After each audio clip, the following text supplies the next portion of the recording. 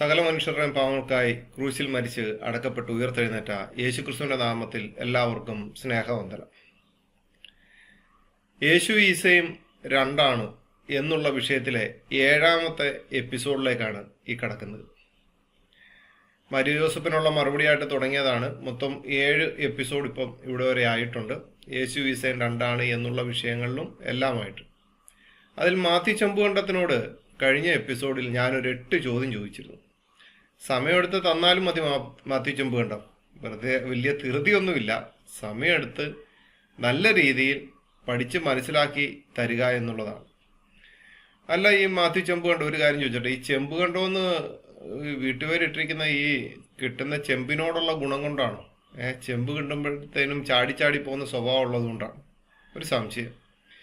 ഈ നികൃഷ്ടന്മാരും എന്നൊക്കെ പറഞ്ഞുകൊണ്ട് വരുമ്പോഴത്തേനും ഒന്ന് ചിന്തിക്കണം, താങ്കൾക്ക് ഇതേപോലെ ചിലപ്പോൾ മറുപടി പറയാൻ പറ്റാത്ത ചില ഭാഗങ്ങൾ കാണും എന്നുള്ളത്.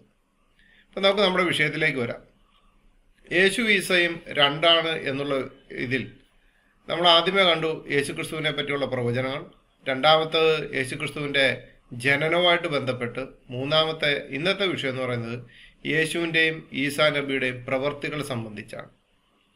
ഇപ്പം 7ാമത്തെ എപ്പിസോഡ് എന്ന് പറയുമ്പോൾ ബാക്കി 6 അല്ലെങ്കിൽ നിങ്ങൾ നോക്കിക്കഴിഞ്ഞാൽ പലതും മാത്യു ജോസഫിനുള്ള മറുപടിയായിട്ട് വിവാഹവും ഇസ്ലാമിൽ നിന്ന് കിട്ടിയതാണ് എന്നുള്ളതും അങ്ങനെയുള്ള കാര്യങ്ങളൊക്കെ ചെയ്തു. കഴിഞ്ഞ എപ്പിസോഡ് എന്ന് വെച്ച് കഴിഞ്ഞാൽ മാത്യു ചെമ്പുകണ്ടത്തിനോട് ഒരു 8 ചോദ്യം, മാത്യു ചെമ്പുകണ്ടത്തിനോടും മാത്യു ജോസഫിനോടും മൈക്കിൾ കാര്യമറ്റവച്ചനോടും പിന്നെ യേശു ഈസയും ഒന്നാണെന്ന് വിശ്വസിച്ച് അവരുടെ കൂലിവേലക്കാരായിട്ട് നടക്കുന്ന ആൾക്കാരോടും എല്ലാവരോടും കൂടാണ് ചോദിച്ചിരിക്കുന്നത്. ഇത് രണ്ടും ഒന്നാണെങ്കിൽ അതിനുള്ള മറുപടി തരിക എന്നുള്ളത്. ഇന്നത്തെ വിഷയത്തിലേക്ക് വരാം. യേശുക്രിസ്തുവിൻ്റെ ഈസാ നബിയുടെ പ്രവർത്തികൾ സംബന്ധിച്ചാണ്. കർത്താവായ യേശുക്രിസ്തു വേഷത്തിൽ മനുഷ്യനായി ഭൂമിയിലേക്ക് കടന്നു വന്നതിന് ശേഷം അത്ഭുതങ്ങൾ അടയാളങ്ങൾ ചെയ്തു തുടങ്ങുന്ന ഫസ്റ്റിലെ തന്നെ കാനായിലെ കല്യാണ വീട്ടിൽ വീഞ്ഞ് തീർന്നു പോയപ്പോൾ പച്ചവെള്ളത്തെ വീഞ്ഞാക്കിക്കൊണ്ട് യേശുക്രിസ്തുവിൻ്റെ തൻ്റെ ആദ്യത്തെ അടയാളം ചെയ്തു എന്നാണ് വിശുദ്ധ വേദപുസ്തകം പറയുന്നത്. അത് നമ്മൾ യോഹന്നാന്റെ സുവിശേഷം 2-ാം അധ്യായം 1 മുതൽ 11 വരെയുള്ള ഭാഗങ്ങൾ വായിക്കുമ്പോഴത്തേനും കാണാം. എന്നാൽ ഖുറാനിൽ പറയുന്ന ഈസാ നബി ഇങ്ങനെ ഒരു അടയാളം ചെയ്തതായിട്ട് ഇസ്ലാമിക ഗ്രന്ഥങ്ങളിൽ എവിടെയില്ല. അപ്പൊ ഇസ്ലാമിക ഗ്രന്ഥങ്ങളിൽ എവിടെ ഇല്ലാത്ത സ്ഥിതിക്ക് ഇങ്ങനെ ഒരു അടയാളം ചെയ്യാത്ത വെള്ളത്തെ വീഞ്ഞാക്കിയ ഒരു ഈസാ നബിയെ പറ്റി ഞങ്ങൾക്ക് പറയാനില്ല എന്നൊക്കെ പറഞ്ഞ് വരികയാണെന്നുണ്ടെങ്കിൽ നിങ്ങൾക്ക് യഹൂദന്മാരുടെ ആ കാഴ്ചപ്പാടുകളെ പറ്റി അറിയാൻ വയ്യാത്തത് കൊണ്ടും അതേപോലെ തന്നെ യേശുക്രിസ്തു എന്താണ് അവിടെ ചെയ്തു കൊടുക്കുക. കാരണം മേൽത്തരമായത് തന്നെ കൊടുത്തു എന്ന് പറയുമ്പോൾ ഞങ്ങളുടെ ജീവിതത്തിലേക്ക് ഞങ്ങളുടെ കർത്താവായ യേശുക്രിസ്തു വന്നതിന് ശേഷം മേൽത്തരമായത് തന്നെയാണ് ലഭിച്ചുകൊണ്ടിരിക്കുന്നത്, അല്ലാതെ താന്നതല്ല. മേൽത്തരമായത് തന്നെയാണ്. കർത്താവിനെ വിശ്വസിച്ചിരിക്കുന്നവർക്ക് അതറിയാൻ സാധിക്കും. അടുത്തത്, യഹൂദന്മാരുടെ പെസഹയിൽ യെരുശലേം ദേവാലയത്തിലേക്ക് പോയ യേശുക്രിസ്തു ദേവാലയത്തിൽ കച്ചവടം നടത്തിക്കൊണ്ടിരുന്നവരെ പുറത്താക്കി ദേവാലയത്തെ ശുദ്ധീകരിച്ചു. അത് നിങ്ങൾക്കറിയാവുന്ന ഒരു കാര്യമാണ്. യഹൂദന്മാരുടെ പെസഹയിൽ എല്ലാവരും ഒരുമിച്ച് കൂടുകയും അവിടെ കച്ചവടം നടത്തുന്നതൊക്കെ ആയിട്ടുള്ള കാര്യങ്ങളുണ്ട്. അവിടെ അവരെന്ത് ചെയ്തു?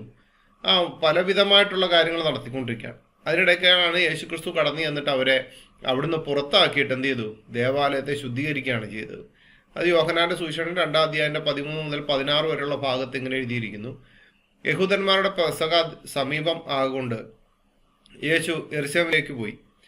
ദേവാലയത്തിൽ കാള, ആട്, പ്രാവ് എന്നിവയെ വിൽക്കുന്നവരെയും അവിടെ ഇരിക്കുന്ന പൊൻവാണിഭക്കാരെയും കണ്ടിട്ട് കയറുകൊണ്ട് ഒരു ചമ്മട്ടി ഉണ്ടാക്കി ആടുമാടുകളോടും കൂടെ എല്ലാവരെയും ദേവാലയത്തിൽ നിന്ന് പുറത്താക്കി.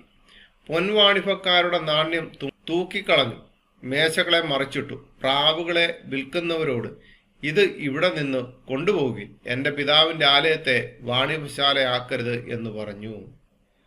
വിശുദ്ധ വേദപുസ്തകം വായിച്ചു കഴിഞ്ഞാൽ കാണാം, അത് ചമ്മട്ടി ഉണ്ടാക്കിയെന്നേ ഉള്ളൂ, മനുഷ്യരെ അടിച്ചു എന്നില്ല കേട്ടോ.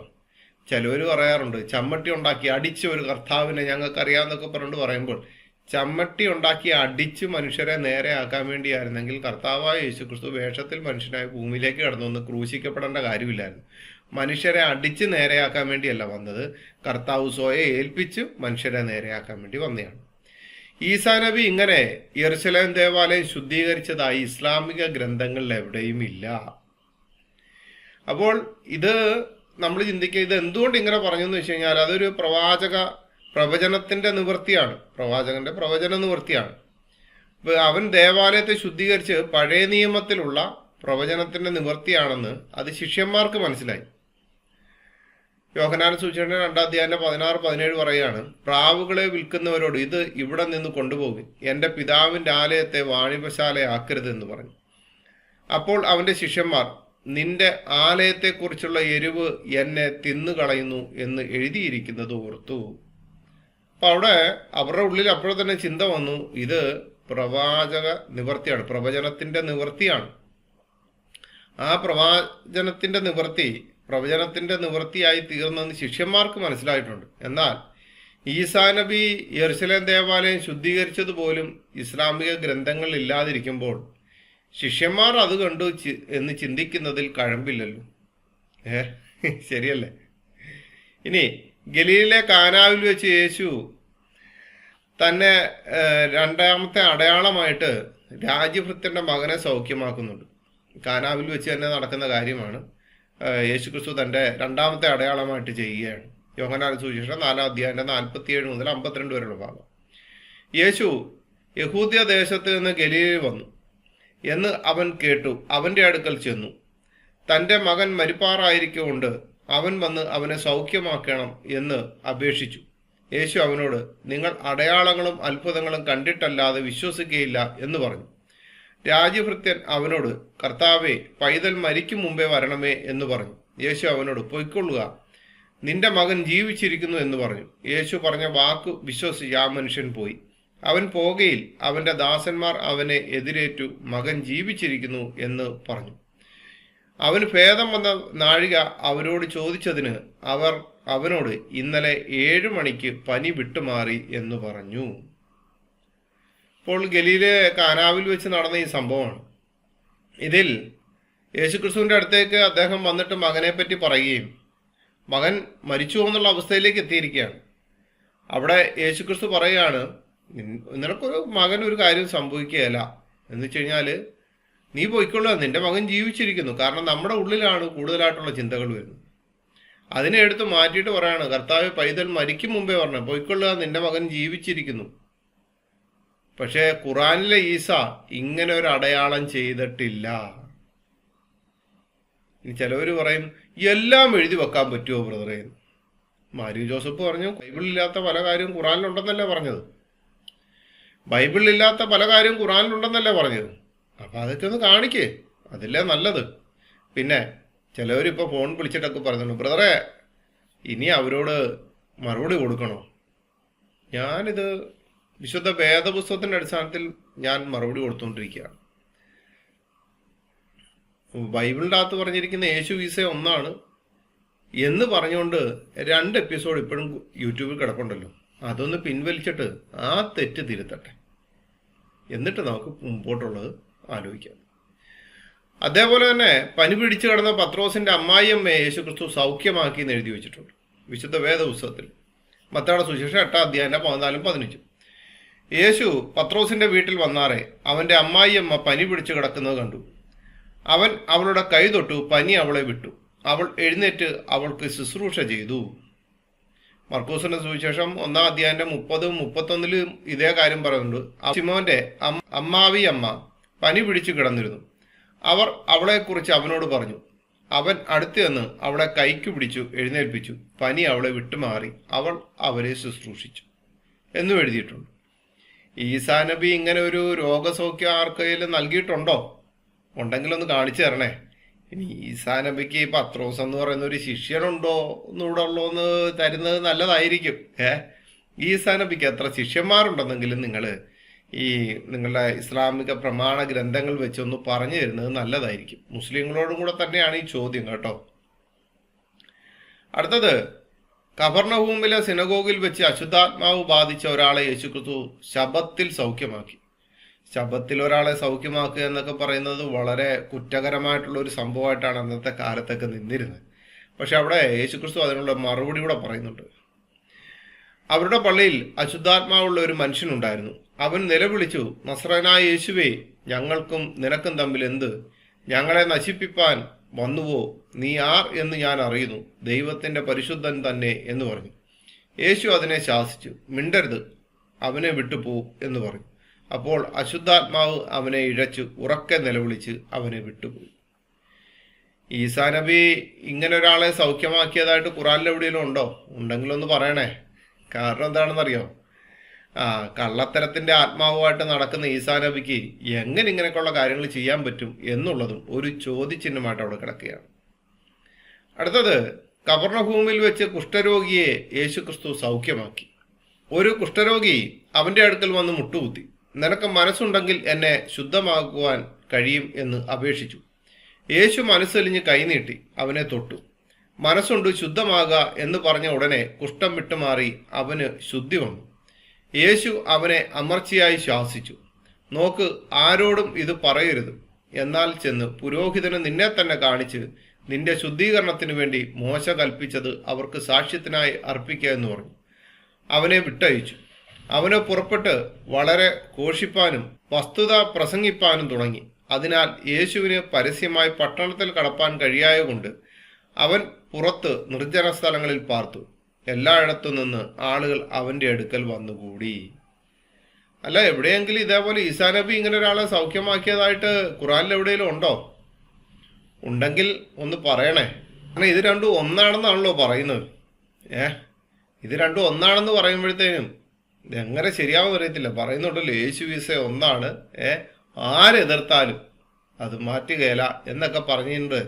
കർത്താവായ യേശു ക്രിസ്തു എസ് എന്ന് തന്നെയാണ് പറഞ്ഞിരിക്കുന്നത് എന്നൊക്കെ പറയുമ്പോൾ ഒന്ന് ചിന്തിക്കുന്നത് നല്ലതാണ്. ഇനി കർത്താവായ യേശു ക്രിസ്തു പക്ഷവാത രോഗിയെ സൗഖ്യമാക്കിയത് ഇട്ട് കാണാം. അതും കബർന്നഹൂമിൽ വെച്ച് തന്നെ സൗഖ്യമാക്കിയ കാര്യമാണ്. അതിൽ പലവിധമായിട്ടുള്ള കാര്യങ്ങൾ കിടക്കുമ്പോൾ നമ്മൾ അത് വളരെ ശ്രദ്ധയോടെ നോക്കണം. മർക്കോസിന്റെ സുവിശേഷന്റെ 2-ാം അധ്യായം 3, 4, 5 വായിക്കുമ്പോൾ, അപ്പോൾ 4 ആൾ ഒരു പക്ഷാപാതക്കാരനെ ചുമന്ന് അവന്റെ അടുക്കൽ കൊണ്ടുവന്നു. പുരുഷാര നിമിത്തം അവനോട് സമീപിച്ചുകൂടായികയാൽ അവനിരുന്ന സ്ഥലത്തിന്റെ മേൽപ്പുര പൊളിച്ചു തുറന്നു പക്ഷാപാതക്കാരനെ കിടക്കയോട് ഇറക്കി വെച്ചു. യേശു അവരുടെ വിശ്വാസം കണ്ടിട്ട് പക്ഷാപാതക്കാരനോട്, മകനെ, നിന്റെ പാപങ്ങൾ മോചിച്ചു തന്നിരിക്കുന്നു എന്ന് പറഞ്ഞു. ഇവിടെ വളരെ ചിന്തിക്കേണ്ട ഒരു കാര്യം, പല സ്ഥലങ്ങളിലും പലരെയും സൗഖ്യമാക്കുമ്പോഴും പല ആൾക്കാരോട് യേശുക്രിസ്തു പറഞ്ഞ ഒരു കാര്യമുണ്ട്, നിന്റെ പാപങ്ങൾ മോചിച്ച് തന്നിരിക്കുന്നു എന്ന് പറയുന്നത്. അത് ദൈവികമായിട്ടുള്ള പദ്ധതിയും ദൈവത്തിനോട് അടുത്ത് നിൽക്കുന്നത് ദൈവമാണ് എന്നുള്ളതിൻ്റെ തെളിവ്. കാരണം പാപങ്ങളെ മോചിക്കുവാൻ ദൈവത്തിനല്ലാതെ വേറെ ആർക്കും അധികാരമില്ല എന്ന് വിശുദ്ധ വേദപുസ്തകം പറഞ്ഞിരിക്കുകയാണ്. അങ്ങനെ നോക്കുമ്പോൾ പാപങ്ങളെ പുറത്തു കൊടുക്കുവാൻ അധികാരമുള്ളവൻ തന്നെയാണ് കർത്താവായ യേശുക്രിസ്തു എങ്കിൽ ആ പാപത്തെ മോചിക്കുവാൻ ആർക്കുണ്ട് അധികാരം? ദൈവത്തിനുണ്ട്. ആ ദൈവം ആരാണ്? യേശുക്രിസ്തു തന്നെയാണ് വേഷത്തിൽ മനുഷ്യനായി ഭൂമിയിലേക്ക് കടന്നു വന്നത്.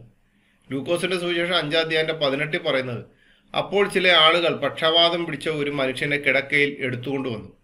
അവനെ അകത്തു കൊണ്ടുവന്ന് അവന്റെ മുമ്പിൽ വെപ്പാൻ ശ്രമിച്ചു. പുരുഷാരം ഹേതുവായി അവനെ അകത്തു കൊണ്ടു ചെല്ലുവാൻ വഴി കാണാഞ്ഞിട്ട് പുരമേൽ കയറി ഓട് നീക്കി അവനെ കിടക്കയോടെ നടുവിൽ യേശുവിന്റെ മുമ്പിൽ ഇറക്കി വെച്ചു. അവരുടെ വിശ്വാസം കണ്ടിട്ട് അവൻ, മനുഷ്യ, നിന്റെ പാപങ്ങൾ മോചിച്ചു തന്നിരിക്കുന്നു എന്ന് പറഞ്ഞു. ഈ ഒരു കാര്യം പ്രത്യേകമായിട്ട് ശ്രദ്ധിക്കേണ്ട ഒരു കാര്യം. കാരണം കിടക്കുന്നവന്റെ അവസ്ഥ എന്താണെന്ന് അവനറിയാം.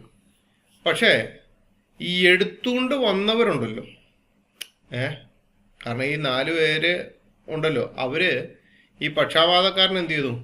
എടുത്തുകൊണ്ട് വന്നു. എടുത്തുകൊണ്ട് വന്നിട്ട് യേശുക്രിസ്തുവിന്റെ മുമ്പിലേക്ക് ഇറക്കി വെച്ച ഒരു വിശ്വാസം ഉണ്ടല്ലോ, അതെന്താണെന്നറിയാമോ? അത് മറ്റുള്ളവരിലേക്കും എത്തുന്ന ഒരു വിശ്വാസമാണ്. കിടക്കുന്നവൻ പക്ഷാപാതക്കാരൻ പറയും, ഞാനിങ്ങനെ അങ്ങ് ജീവിച്ചോളാന്ന് പറയുമ്പോഴും ആ എടുത്തുകൊണ്ട് വന്നവരുടെ ആ ഒരു വിശ്വാസം ഉണ്ടല്ലോ, ഇല്ലെന്നുണ്ടെങ്കിൽ ആ വീടിൻ്റെ മുമ്പിൽ കൊണ്ടുപോയി വെച്ചാൽ മതി. പക്ഷെ അവര് അതിൻ്റെ മേൽപ്പൂരെ അങ്ങോട്ട് മാറ്റിയിട്ട് ഓട് നീക്കി അവനെ കിടക്കയോടെ നടുവിലേക്ക് ഇറക്കി വെച്ച് കൊടുത്തെന്നുണ്ടെങ്കിൽ ആ വിശ്വാസമാണ് ശ്രദ്ധിക്കേണ്ടത്. കാരണം ആ 4 പേരിലൂടെ അനേകരിലേക്ക് യേശുക്രിസ്തുവിനെ പറ്റിയുള്ള വിശ്വാസം കടന്നു വന്നു. അല്ല ഈ നിന്നുകൊണ്ട് പ്രസംഗിക്കുകയും കാര്യങ്ങളൊക്കെ ചെയ്യുമ്പോഴത്തേനും ഈ വിശ്വാസമാണോ മുമ്പിലിരുന്നവരുടെ ഉള്ളിലേക്ക് ഇട്ടുകൊടുത്തത്, അതോ മറ്റു പല വിശ്വാസവുമാണോ? മനസ്സിലായോ? നമ്മൾ കൊടുത്ത വിശ്വാസം എന്താണെന്നോ അത് തന്നെയാണ് കേൾക്കുന്നവരുടെ ഉള്ളിലൂടെ മറ്റുള്ളവരിലേക്ക് എത്തുന്നത്, യേശുവിനെ പറ്റി കൂടുതലായിട്ട് പറയാൻ പറ്റുന്നത്. മറ്റു പലതുമാണ് ഇട്ടു കൊടുക്കുന്നതെന്നുണ്ടെങ്കിൽ ഒരു കാര്യം ഉറപ്പാണ്, യേശുവിൻ്റെ ഉള്ളിലേക്ക് നിങ്ങളുടെ പ്രവേശനം നടന്നിട്ടുണ്ടെങ്കിലും നിങ്ങളുടെ ഉള്ളിലേക്ക് യേശുവിനെ പ്രവേശിപ്പിച്ചിട്ടില്ല എന്നുള്ളതാണ്. ഈസാ നബി ഇങ്ങനെ ഒരാളെ സൗഖ്യമാക്കിയതായിട്ട് ഖുറാനിൽ എവിടെയെങ്കിലും ഉണ്ടോ? പണ്ഡിതന്മാരായിട്ടുള്ളവർക്കൊക്കെ അഭിപ്രായം പറയാം കേട്ടോ. പിന്നെ തൻ്റെ അനേകം ശിഷ്യന്മാരിൽ നിന്ന് യേശുക്രിസ്തു 12 പേരെ പ്രത്യേകം തെരഞ്ഞെടുത്തു. അവർക്ക് അപ്പോസ്തലന്മാരെന്ന് പേര് വിട്ടു. 12 ശിഷ്യന്മാരെ പ്രത്യേകം തെരഞ്ഞെടുത്തായിട്ടുണ്ട്. അനന്തരം അവൻ തൻ്റെ 12 ശിഷ്യന്മാരെ അടുക്കൽ വിളിച്ചു. അശുദ്ധാത്മാക്കളെ പുറത്താക്കാനും സകലവിധ ദീനവും വ്യാധിയും പൊറുപ്പിപ്പാനും അവർക്ക് അധികാരം കൊടുത്തു.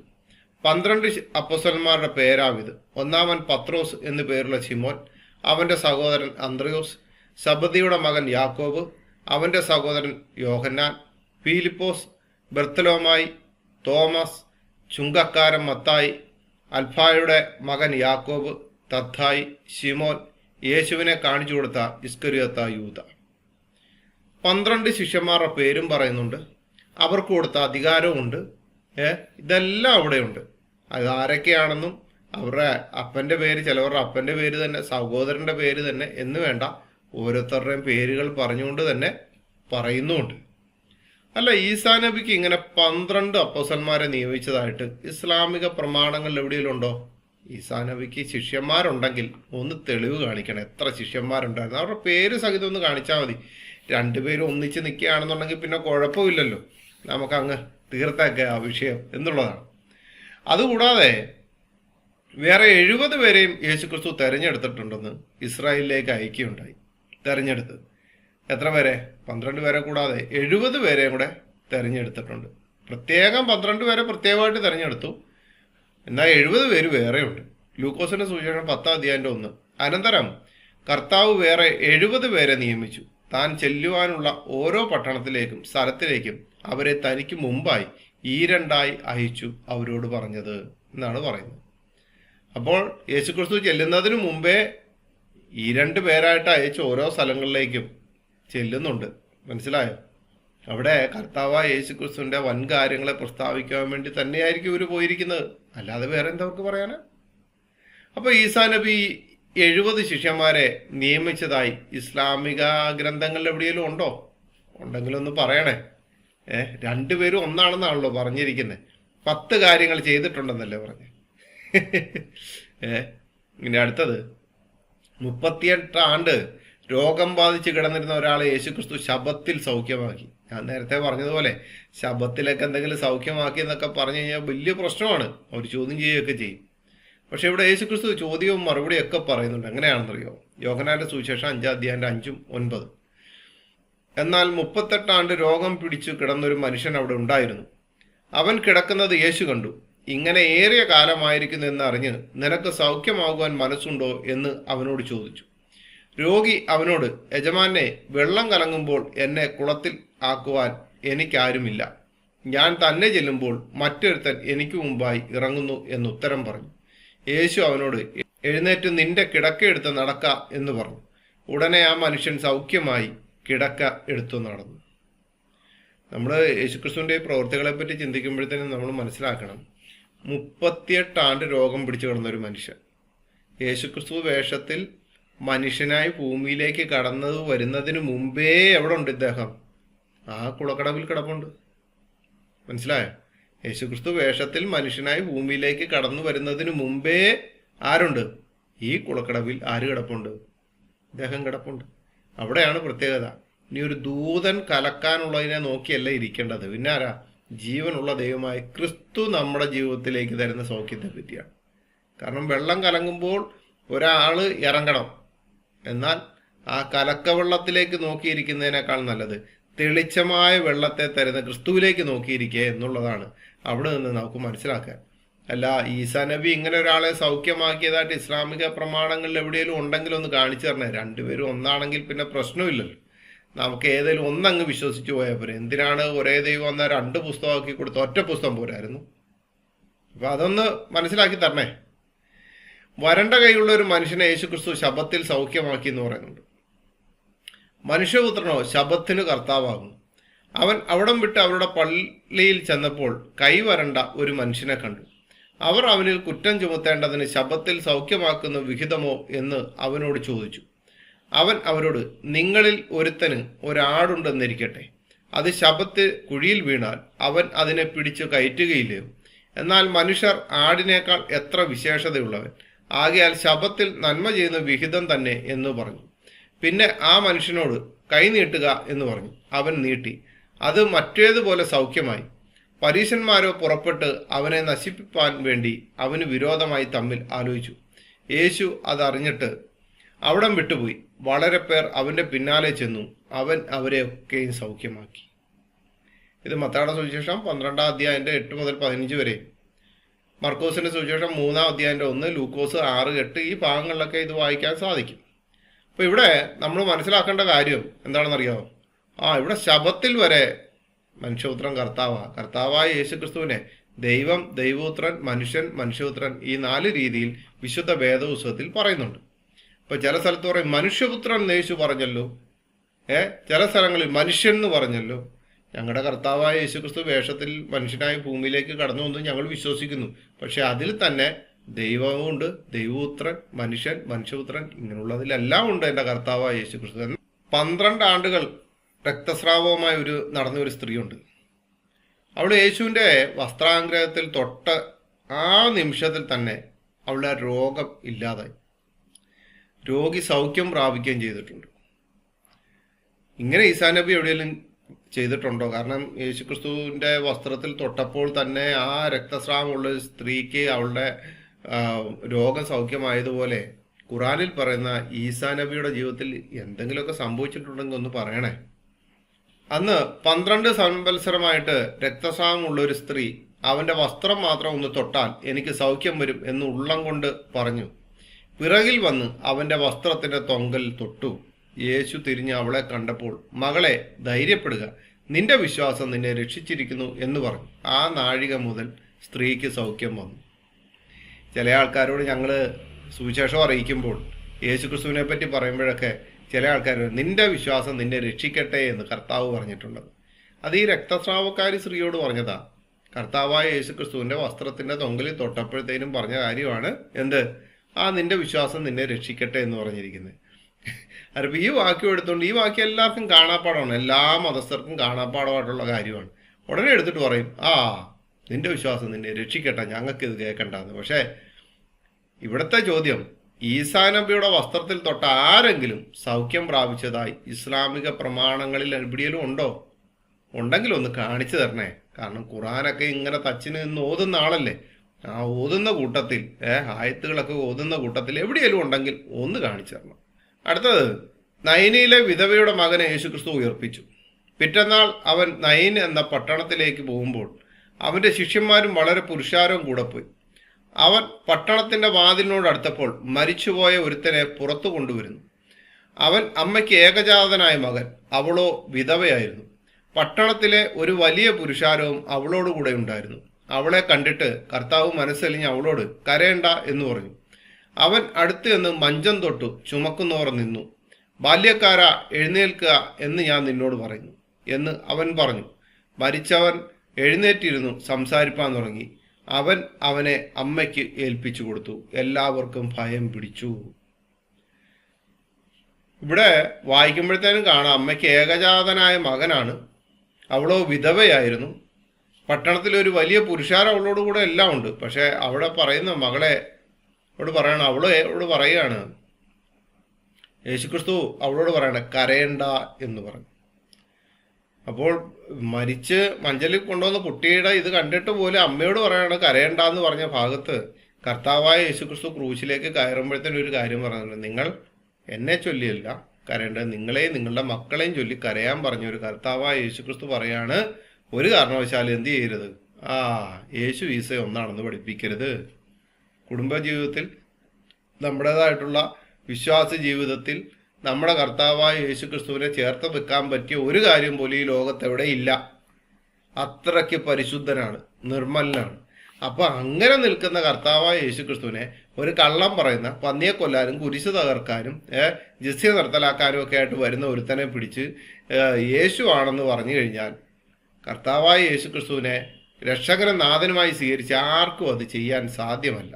മനസ്സുകൊണ്ട് പോലും ചിന്തിക്കാൻ അത്തരം വിഷങ്ങളെ ഇട്ട് തരുന്നവരെ നിങ്ങൾ ശ്രദ്ധിക്കുക എന്നുള്ളതാണ്. അതിപ്പോൾ ഇസ്ലാമിക ഗ്രന്ഥങ്ങളിൽ എവിടെയെങ്കിലും ഈസാ നബി ഇങ്ങനെ ഉയർപ്പിച്ചതായിട്ട് എവിടെയെങ്കിലും ഉണ്ടെങ്കിൽ നിങ്ങൾ കാണിച്ചു തരിക. ഇനി കൊടുങ്കാറ്റടിച്ച് അലറിമറിഞ്ഞ ഗലീല കടലിനെ യേശു ക്രിസ്തു ശാന്തമാക്കി. അവിടെ ഈ ശിഷ്യന്മാർ കൂടെ ഉണ്ടല്ലോ. യേശുവിന് ശിഷ്യന്മാരുണ്ട്. ഈസയ്ക്ക് ശിഷ്യന്മാരുണ്ടോ എന്നൊന്ന് തെളിയിക്കണേ. അവനൊരു പടകിൽ കയറിയപ്പോൾ അവൻ്റെ ശിഷ്യന്മാർ കൂടെ ചെന്നു. പിന്നെ കടലിൽ വലിയ ഓളം ഉണ്ടായിട്ട് പടക് തിരകളാൽ മുങ്ങുമാറായി. അവന് ഉറങ്ങുകയായിരുന്നു. അവർ അടുത്ത് ചെന്ന്, കർത്താവെ രക്ഷിക്കണമേ, ഞങ്ങൾ നശിച്ചു പോകുന്നെന്ന് പറഞ്ഞു. അവനെ ഉണർത്തി. അവൻ അവരോട്, അല്പവിശ്വാസികളെ, നിങ്ങൾ ഭീരുക്കളാകുവാനെന്ത് എന്ന് പറഞ്ഞ ശേഷം എഴുന്നേറ്റ് കാറ്റിനെയും കടലിനെയും ശാസിച്ചപ്പോൾ വലിയ ശാന്തതയുണ്ടായി. എന്നാറേ ആ മനുഷ്യർ അതിശയിച്ചു, ഇവൻ എങ്ങനെയുള്ളവൻ, കാറ്റും കടലും കൂടെ ഇവനെ അനുസരിക്കുന്നുവല്ലോ എന്ന് പറഞ്ഞു. അനുസരിക്കും. എൻ്റെ കർത്താവായ യേശുക്രിസ്തുവിനെ കാറ്റും കടലും എന്ന് വേണ്ട, ഈ പ്രപഞ്ചം മുഴുവനും അനുസരിക്കും. കാരണം എന്താ? സകലതിനെ സൃഷ്ടിച്ചത് കർത്താവായ യേശുക്രിസ്തു. അവനാൽ സകലതും ഉളവായി. യേശുവിനാൽ സകലതും ഉളവായി. ആ സകലതും ഉളവായ യേശുക്രിസ്തുവിനെ കൊണ്ടുവന്ന് വെറും ഒരു പ്രവാചകനാക്കി മാറ്റാൻ, അതും ഏറ്റവും വലിയ കള്ളത്തരത്തിന്റെ ആത്മാവുള്ള ഒരു സമുദായത്തിലെ പ്രവാചകനാക്കി മാറ്റാൻ ബൈബിൾ വിശ്വസിക്കുന്നവർക്ക് സാധ്യമല്ല. ഈസാ നബി ഇങ്ങനെ ചെയ്തതായിട്ട് ഇസ്ലാമിക പ്രമാണങ്ങളിൽ എവിടെയെങ്കിലും ഉണ്ടെങ്കിൽ ഒന്ന് കാണിച്ചു തരണം. ചെമ്പുകണ്ടത്തിനോടും മാരിയ ജോസഫിനോടും അതേപോലെ തന്നെ മൈക്കൽ കാരുമറ്റത്തിനോടും ഒക്കെയാണ് ചോദ്യം. ഉണ്ടെങ്കിൽ ഒന്ന് കാണിച്ചു തന്നു കഴിഞ്ഞാൽ ഒരു കുഴപ്പമില്ല, പ്രശ്നം തീർന്നില്ലേ? അപ്പൊ ഈസാ നബി ഇങ്ങനെ ചെയ്തതായിട്ട് ഇസ്ലാമിക പ്രമാണങ്ങൾ എവിടെയെങ്കിലും ഉണ്ടോ? ഉണ്ടെങ്കിൽ ഒന്ന് കാണിച്ചു തരുന്നുണ്ട്, കുഴപ്പമില്ല. നിങ്ങൾ കാണിച്ചു തരൂ, തെളിവുകൾ വെക്കൂ. നിങ്ങൾ ഇങ്ങനെ തന്നെയല്ലേ പറയുന്നത്? വിശുദ്ധ വേദപുസ്തകത്തിനും സഭയുടെ കാര്യം ഞാൻ നിങ്ങൾക്ക് തന്നിരിക്കുന്നു. വേദപുസ്തകത്തിന്റെ അടിസ്ഥാനത്തിൽ ഒന്ന് കാണിച്ചു തന്നാൽ മതി. കാണിച്ചു തരണേ. എന്നാൽ ഇതിനേക്കാളിലൊക്കെ ഏറ്റവും വലുതായിട്ടുള്ള ഒരു കാര്യം, 10 കാര്യം ഉണ്ടെന്ന് പറഞ്ഞപ്പോഴും ഒരു കാര്യം പറഞ്ഞില്ല. ഇതാണ് ഏറ്റവും പ്രധാനമായിട്ടുള്ളൊരു കാര്യം. ഒരു മനുഷ്യൻ ക്രിസ്ത്യാനിയായിട്ട് ജീവിക്കുന്നതിൻ്റെ പ്രധാന കാരണം ഇതാണ്. ക്രിസ്തു നമ്മുടെ പാപങ്ങൾക്ക് വേണ്ടി തിരുവെഴുത്തുകളും പ്രകാരം മരിച്ചു, അടക്കപ്പെട്ടു. തിരുവെഴുത്തുകളും പ്രകാരം 3-ാം നാൾ ഉയർത്തെഴുന്നേറ്റു. കേഫാവിനും പിന്നെ 12 പ്രത്യക്ഷനായി എന്നിങ്ങനെ ഞാൻ ഗ്രഹിച്ചത് തന്നെ നിങ്ങൾക്കും ആദ്യമായി ഏൽപ്പിച്ചു തന്നുവല്ലോ. ഇങ്ങനെ ചെയ്യാത്ത ഒരു യേശുവിനെ സത്യക്രിസ്ത്യാനികളായിട്ടുള്ളവർക്ക് അറിയത്തില്ല. സത്യക്രിസ്ത്യാനി അല്ലാത്ത ക്രിസ്ത്യാനി എന്നുള്ള പേര് ധരിച്ച് നടക്കുന്നവർക്ക് എന്തൊക്കെയാണല്ലോ യേശുവിനെ മരിക്കാത്ത ഒരാളെ കൊണ്ടുവന്നിട്ട് യേശുവാണെന്നും പറഞ്ഞ് എന്ത് ചെയ്യാം? ചേർത്ത് വെക്കാം, ബായി ആക്കാം. ശരിയല്ലേ? പക്ഷെ സത്യക്രിസ്ത്യാനികളായിട്ടുള്ളവർക്ക് ഒരു കാര്യമുണ്ട്. നമ്മുടെ പാപങ്ങൾക്ക് വേണ്ടി തിരുവെഴുത്തുകളും പ്രകാരം മരിച്ചു, അടക്കപ്പെട്ട് തിരുവെഴുത്തുകളും പ്രകാരം 3-ാം നാൾ ഉയർത്തെഴുന്നേറ്റെന്ന് പറയുന്ന യേശു ക്രിസ്തുവിനെ അല്ലാതെ മറ്റൊരു ക്രിസ്തുവിനെ, മറ്റൊരു യേശുവിനെ സത്യക്രിസ്ത്യാനികൾക്ക് അറിയത്തില്ല. അല്ലാത്തവർക്ക് ചിലപ്പോൾ ഇത് അങ്ങോട്ട് ചേർത്ത് വെച്ചെങ്കിലേ കാര്യം നടക്കത്തുള്ളൂ. ഒരുത്തൻ ക്രിസ്തുവിനായാൽ പുതിയ സൃഷ്ടി. ഒരുത്തൻ ക്രിസ്തുവിനെ അറിയുന്നത് തന്നെ ഒറ്റ കാരണത്താല. കാരണം ലോകത്ത് അനേകർ മരിച്ചിട്ടുണ്ട്. ആ മരിച്ചവർക്കെല്ലാം അതേ ദിവസം പല രീതിയിലുള്ള പ്രഭാഷണങ്ങളും കാര്യങ്ങളും എല്ലാം നടക്കുന്നുണ്ട്. ഓരോ വർഷം കൂടുമ്പോൾ ഓർമ്മ പുതുക്കിക്കൊണ്ട് ചെയ്യാറുണ്ട്. പക്ഷെ എന്നെ കേൾക്കുന്നവരോട് ഒരു കാര്യം പറയാം. ലോകത്ത് എല്ലാ ദിവസവും ഒരാളുടെ മരണത്തെപ്പറ്റി പ്രസ്താവിക്കുന്നുണ്ട്, ഒരാളുടെ മരണത്തെപ്പറ്റി പ്രസംഗിക്കുന്നുണ്ട്, ഒരാൾ മരിച്ചതും പ്രകാരം അവിടെ കത്രിമേശകൾ ആചരിക്കുന്നുണ്ട്. അത് വേറെ ആരുടെയല്ല, സകല മനുഷ്യരുടെ പാപങ്ങൾക്കായിട്ട് ക്രൂശിൽ മരിച്ച യേശുക്രിസ്തുവിൻ്റെ മരണത്തെ പറ്റിയാണ്. പിന്നെ പലരും മരിച്ചതിൻ്റെ പേരിൽ ആരും പുതിയൊരു സൃഷ്ടിയായിട്ടില്ല. പക്ഷെ യേശുക്രിസ്തു മരിച്ചതിൻ്റെ പേരിൽ അനേകർ ക്രിസ്തുവിനെ അറിഞ്ഞ് പുതിയ സൃഷ്ടിയായിട്ടുണ്ട്.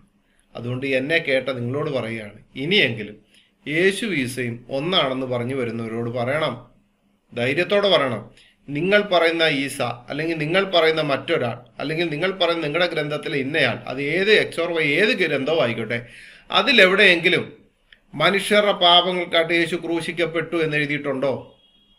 മനുഷ്യരുടെ പാപങ്ങൾക്കായിട്ട് യേശു ക്രൂശിക്കപ്പെട്ടു, മരിച്ചു, അടക്കപ്പെട്ടു, 3-ാം നാൾ ഉയർത്തെഴുന്നേറ്റെന്ന് എഴുതിയിട്ടുണ്ടോ? ഇല്ല. ഞങ്ങൾക്കറിയത്തില്ല യേശുവിനെ പറ്റി. അത് പറയാൻ നമ്മൾ ധൈര്യം സംഭരിക്കണം. മനസ്സിലായോ?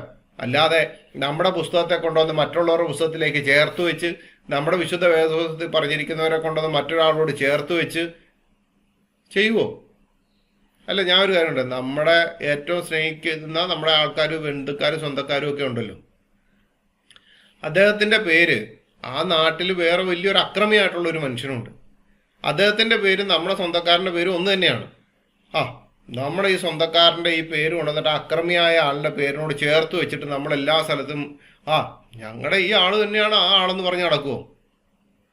അത് ഏതോ നൂറ്റാണ്ടിൽ ഏതോ കാലഘട്ടത്തിൽ ജീവിച്ച ഒരു ഈസ. അമ്മ ആരാന്ന് ചോദിച്ചു കഴിഞ്ഞാൽ ബൈബിളിനകത്തേക്ക് ചൂണ്ടിക്കാണിക്കേണ്ടി വരുന്ന ഒരു ഈസ. അപ്പൻ ആരാന്ന് ചോദിച്ചു കഴിഞ്ഞാൽ മുകളിലേക്ക് നോക്കി നിൽക്കാൻ പറ്റുന്ന ഒരു ഈസ. പുള്ളിയുടെ പ്രവർത്തനം എന്താണെന്ന് ചോദിച്ചു കഴിഞ്ഞാൽ അതും ഏതൊക്കെയാണെന്ന് അറിയാൻ പറ്റത്തില്ല. പക്ഷെ ഏത് പ്രവർത്തനം പുള്ളി ഏതെന്ന് പറഞ്ഞാൽ എന്തൊക്കെ ചെയ്യുന്ന പറഞ്ഞാൽ കള്ളത്തരത്തിന് കൂട്ടുന്നവനാണ്. അവനെ പിടിച്ച് എങ്ങനെ യേശു ആക്കാൻ പറ്റും? അപ്പൊ കള്ളത്തരത്തിന് കൂട്ടുന്ന ഒരാളെ പിടിച്ച് യേശു ആക്കണമെന്നുണ്ടെങ്കിൽ ആ കൂട്ട് പിടിക്കാൻ വേണ്ടി വരുന്നയാളുടെ ഉള്ളിലും കള്ളത്തരമുണ്ട് എന്നുള്ളത് നിങ്ങൾ മനസ്സിലാക്കുക. അതുകൊണ്ട് എന്നെ കേട്ടവരോട് പറയാണ്, കർത്താവായ യേശുക്രിസ്തു ക്രൂശിൽ മരിച്ചു, അടക്കപ്പെട്ടു, ഉയർത്തെഴുന്നേറ്റു, അല്ലെങ്കിൽ നമ്മുടെ പാപങ്ങൾക്കായിട്ട് വേണ്ടി തിരുവഴുത്തുകളും പ്രകാരം മരിച്ചു, അടക്കപ്പെട്ടു, തിരുവഴുത്തുകളും പ്രകാരം മൂന്നാം നാൾ ഉയർത്തെഴുന്നേറ്റു എന്ന് പറഞ്ഞുകൊണ്ട് വരുന്ന യേശുവിനെ നിങ്ങൾ സ്വീകരിക്കുക. നമ്മുടെ കുട്ടികളിലേക്ക് ആ യേശുവിൻ്റെ മൂല്യങ്ങളെ കൊടുക്കുക. വിശുദ്ധ വേദപുസ്തകം വായിക്കുക. അതിൽ പറഞ്ഞിരിക്കുന്ന യേശുക്രിസ്തുവിനെ പരിചയപ്പെടുത്തി കൊടുക്കുക. അബ്രഹാമിനെ പരിചയപ്പെടുത്തി കൊടുക്കുക. വിശുദ്ധ മറിയത്തെ പരിചയപ്പെടുത്തി കൊടുക്കുക. അവരുടെ ശിഷ്യന്മാരെ പരിചയപ്പെടുത്തി കൊടുക്കുക. എന്നാൽ ഇതിന് പുറത്ത് നിൽക്കുന്ന ഒരാളുമായിട്ട് നമുക്കൊരു യാതൊരുവിധ സന്ധിക്കും താല്പര്യമില്ല. അത് സ്നേഹത്താൽ അവരോട് തന്നെ സത്യം ഉപദേശിച്ച് അവർക്ക് പറഞ്ഞു കൊടുക്കുക. എന്നെ കേട്ട എല്ലാവരെയും ജീവനുള്ള ദൈവമായ ക്രിസ്തു അനുഗ്രഹിക്കട്ടെ എന്ന് പറഞ്ഞ് എൻ്റെ വാക്കുകൾ നിർത്തുന്നു.